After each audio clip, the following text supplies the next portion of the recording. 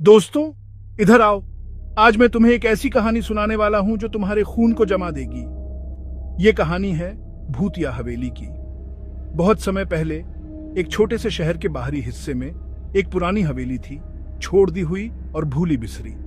आसपास के लोग इसके काले इतिहास के बारे में फुसफुसाते थे, लेकिन कोई भी इसके पास जाने की हिम्मत नहीं करता था।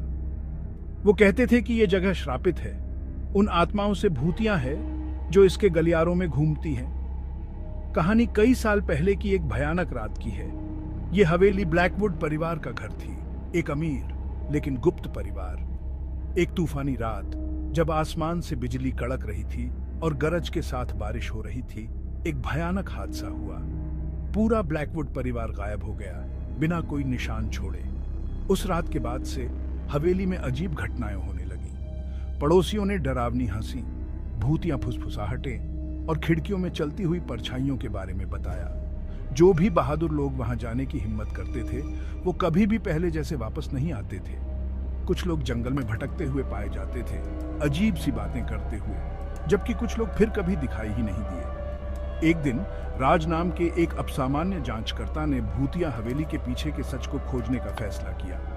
अपने कैमरे और उपकरणों से लैस वो अंधेरे में कदम रखा। उसका दिल डर और उत्साह के मिश्रण से धड़क रहा था। जैसे ही उसने खस्ता हाल कमरों की खोज की, उसे एक भारी उपस्थिति महसूस हुई, जैसे अनदेखी आंखें उसकी हर हरकत पर नजर रख रही हों। अचानक हवा ठंडी हो गई और गलियारों में एक रोंगटे खड़े कर देने वाली फुसफुसाहट गूंज उठी। यहां से चले जाओ, उसने चेतावनी दी। लेकिन राज आगे बढ़ता गया, अलौकिक का प्रमाण हासिल करने के लिए दृढ़ संकल्पित। उसने अपना कैमरा भव्य हॉल में लगाया और अपनी जांच शुरू की। घंटों बीत गए और राज को लगा कि हवेली को एक डरावनी खामोशी ने ढक लिया है। जैसे ही वो रात को खत्म करने वाला था, तापमान तेजी से गिर गया। उसकी सांस धुंध में बदल गई और कैमरे ने दरवाजे में खड़े एक हल्के पारदर्शी आकृति को उठाया।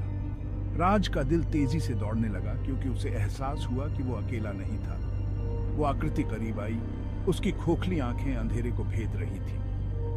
ये हमारा घर है, उसने फुसफुसाया, और तुम्हारा यहाँ स्वागत नहीं है।